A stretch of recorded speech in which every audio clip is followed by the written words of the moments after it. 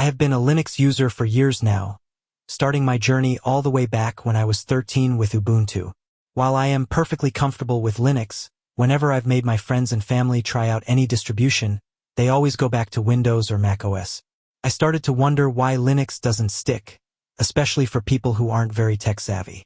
There are several issues that most average users will hit within the first week, and they're exactly why Linux still hasn't managed to break into the mainstream desktop space. For the Linux ecosystem is too fragmented. Too many distros, desktops, and decisions. For someone who enjoys tinkering with tech, I actually see this as one of Linux's biggest strengths. The freedom to pick and choose every little thing, from the desktop environment to the package manager, is part of what makes Linux fun. But for someone who doesn't care about any of that and just wants to open an app and get their work done, it's an absolute nightmare. The average user isn't looking to customize their computer endlessly. They want something that just works.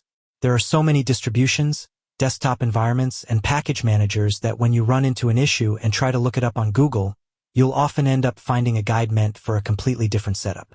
If you're not already familiar with the ecosystem, it's easy to get lost. Most people can't tell the difference between Pacman, Flatpak, Snap, or APT, and honestly, they shouldn't have to. This problem is a double-edged sword.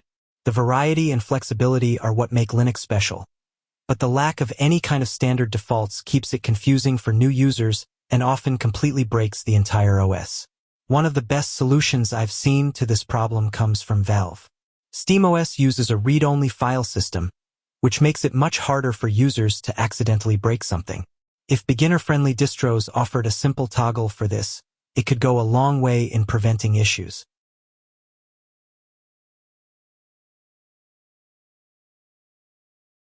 Hardware support is still inconsistent. Things just don't work out of the box sometimes. Most people assume I'd complain about NVIDIA drivers when talking about hardware issues with Linux, but honestly, a lot of distros get that right these days and work fine out of the box. The real problem, in my opinion, is the smaller stuff that ends up bothering you over time. Fingerprint readers, for example, are hit or miss. You might get lucky and have one that works right away, or you might end up having to run a few commands in the terminal to get it working. Printers are another common headache. They usually don't work until you manually install drivers or tweak a few settings.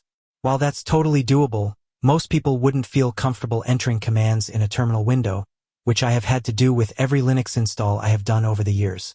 Another great example is my previous laptop, which had a pretty standard Western Digital M.2 SSD. For some reason, no Linux distribution would boot on that drive unless I added a specific boot argument in Grub. Even as someone who has used Linux a lot, it still took me a lot of digging to figure out what the issue was.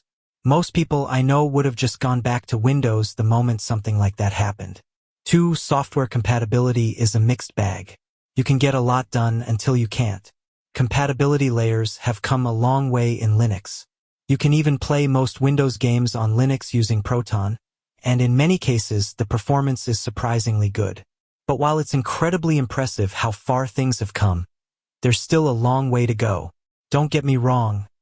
Linux doesn't have a shortage of software. There are great alternatives for most things, whether it's productivity tools, video editing software, or DAWs.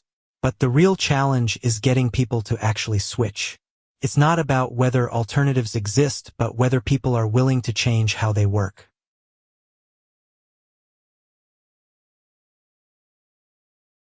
A great example of this is my dad, who uses Microsoft Excel extensively.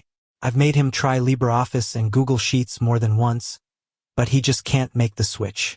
And it's not because the alternatives are bad. It's because he's used to a specific workflow and doesn't want to relearn anything, which is completely fair. That's the unfortunate truth about software on Linux. The alternatives might be good enough on paper, but most people would rather have their apps ported over exactly how they are than adjust to something new. 1. DRM-protected content is still hit or miss. Want to watch Netflix in 1080p? Good luck with that. DRM-protected content is another one of those things that still feels like a gamble on Linux. Most streaming services like Netflix, Prime Video, and Disney Plus rely on Widevine DRM.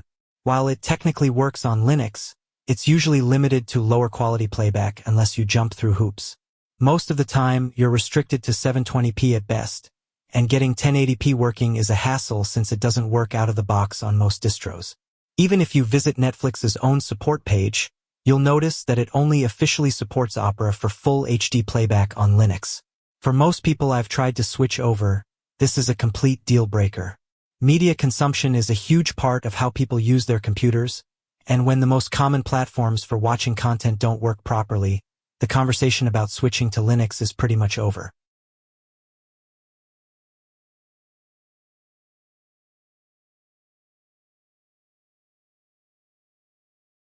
I love Linux, but I still can't convince anyone else to love it. I personally prefer Linux to Windows, and I even recently switched to SteamOS on my Asus ROG Ally. Overall, it's been a great experience, but that's only because I have the technical know-how to deal with any issues that come up and fix them fairly quickly. I enjoy the flexibility and customizability that Linux offers, but I also know how to deal with its quirks. For someone who doesn't know much about computers or just doesn't care to dig that deep, Linux simply doesn't stick. And honestly, that's what pains me the most. As much as I want to believe in the year of the Linux desktop, I just don't see it happening anytime soon.